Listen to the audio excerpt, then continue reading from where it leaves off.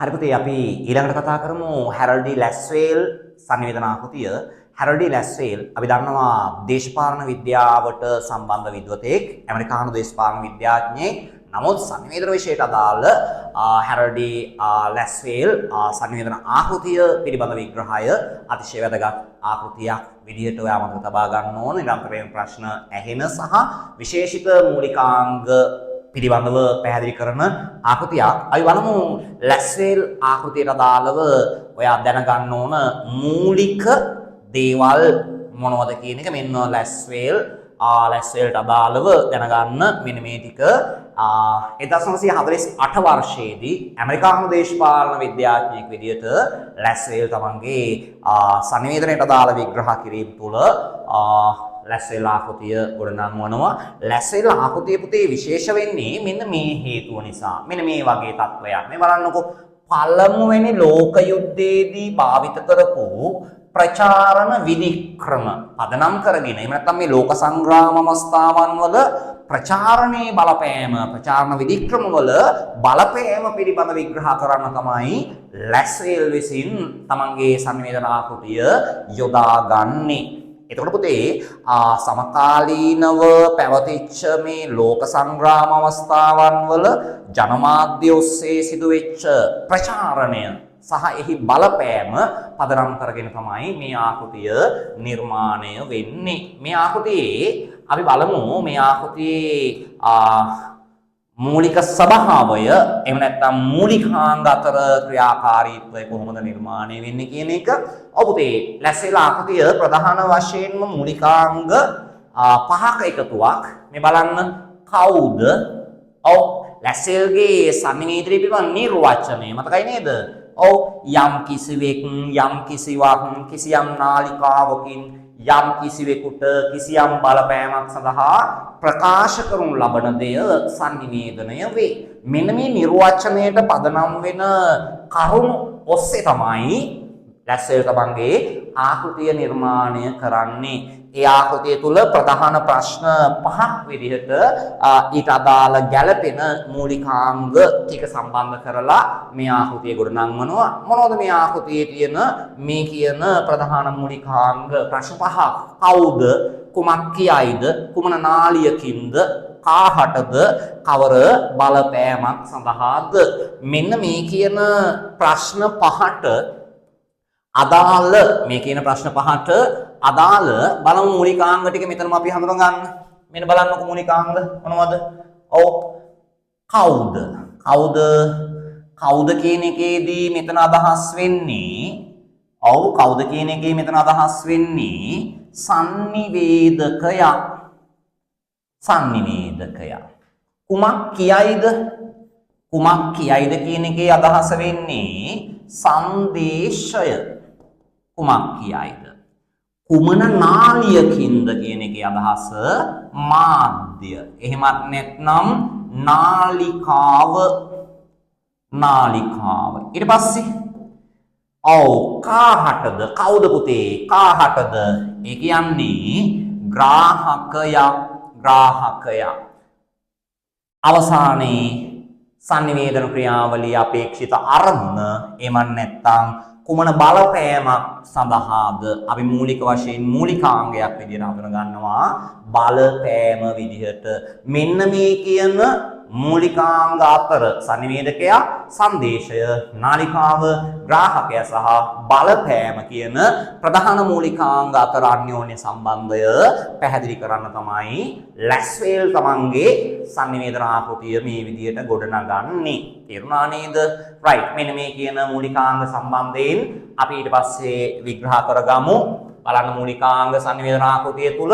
ඔව් පුතේ, ප්‍රධාන මූලිකාංග අපි ඉස්සෙල්ලා කතා කළා, හඳුනාගත්තා. මොන විදිහටද? මේ බලන්න මූලිකාංග සම්බන්ධයෙන් මතක තියාගන්න ඕනේ දේ කවුද කියලා කියන්නේ කවුද?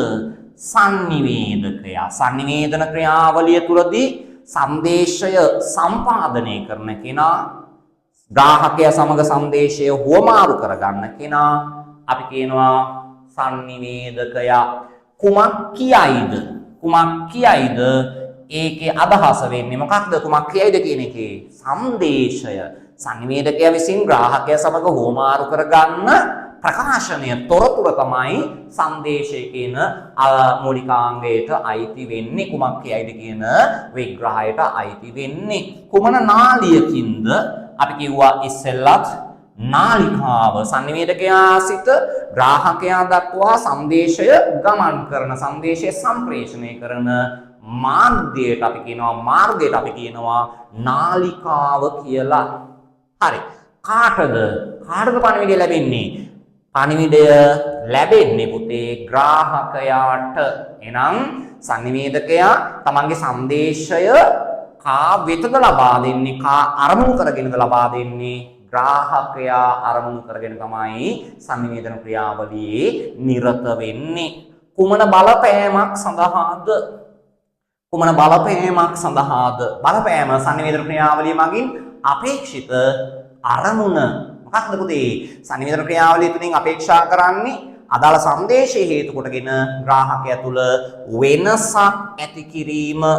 ඒ වෙනස අපි කියනවා බලපෑම කියලා. එහෙනම් ඕනෑම සංනිවේදනයක් මගින් ග්‍රාහකයා තුල මොන වගේ වෙනස්කම්ද? ඔව්, කායික වශයෙන්, එහෙමත් නැත්නම් මානසික වශයෙන්, එහෙමත් නැත්නම් චර්යාත්මක වශයෙන්, ආකල්පීමය වශයෙන් මොනවා කරන්නද? වෙනසක් හෙවත් බලපෑමක් ඇති කිරීම. අපි තව වචනකින් කිව්වොත් පෙළඹවීමක් ඇති කිරීම අරමුණු කරගෙන තමයි සංනිවේදනය සිදු වෙන්නේ. එනම් මූලිකාංග 5යි සංනිවේදකයා, සංදේශය, නාලිකාව, ග්‍රාහකයා සහ අවසාන සංනිවේදන ක්‍රියාවලියේ ප්‍රතිඵලය, අපේක්ෂිත ප්‍රතිඵලය බලපෑම. හරි නේද? පැහැදිලි නේද? රයිට් පුතේ. මෙන්න මේ මූලිකාංග වලින් ඔයාට විවාදිත මූලිකාංගයක් තියෙනවා. ඒ තමයි බලපෑම.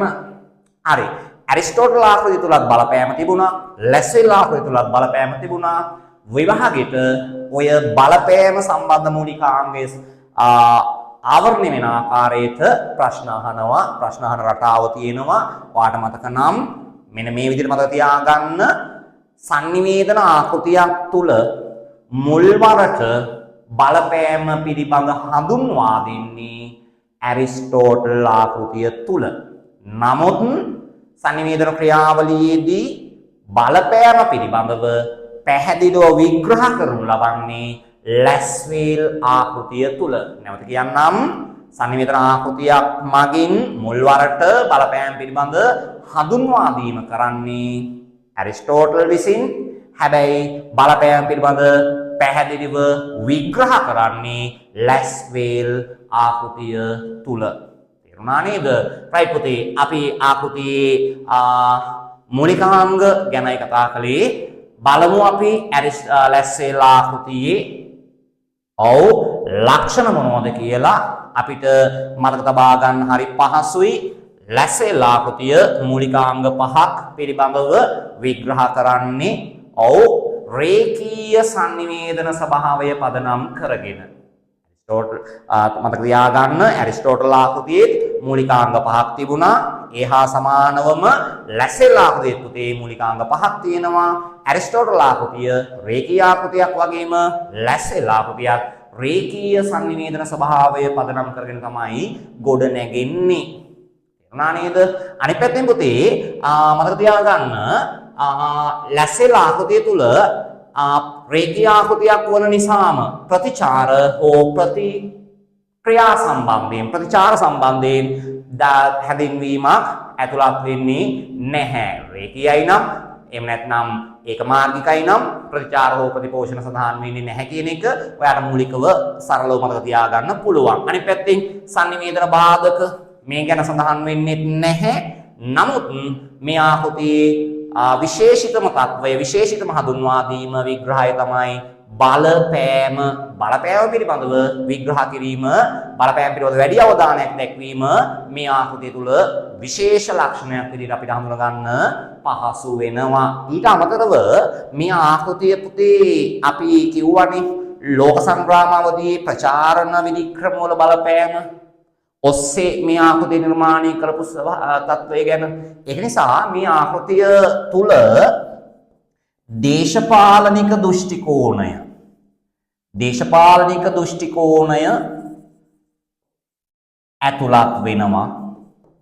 ඇතුළත් වීම. ඊට අමතරව අපිට කියන්න පුළුවන් මේ ආකෘතිය තුල ප්‍රධාන වශයෙන් මෙන්න මේ කියන මූලිකාංග. ඔව් සංනිවේදකයා ඊට අමතරව සංදේශය නාලිකාව සහ ග්‍රාහකයා මෙන්න මේ කියන මූලිකාංග සංනිවේදකයා සංදේශය නාලිකාව ග්‍රාහකයා මෙන්න මේ කියන මූලිකාංග සංනිවේදන ක්‍රියාවලියේ ඔව් භෞතික සාධක මොනවද සංනිවේදන ක්‍රියාවලියේ භෞතික සාධක විදිහට හඳුනා ගන්න පුළුවන්. හැබැයි බලපෑම මොකක්ද අපිට භෞතිකව හඳුනාගත නොහැකි සාධකයක් විදිහටත් ඔව් මතක තබා ගන්න පුළුවන්. හරිද? ඔන්න ඔය කියන දල මූලික ලක්ෂණ ටික පුතේ විභාගෙට ඔයා මතක තියාගන්න. හරි සරලව මතක තියාගන්න පහසුවෙන් කරන්න පුළුවන් දෙයක් තමයි ලැස්සෙල් ආකෘතිය.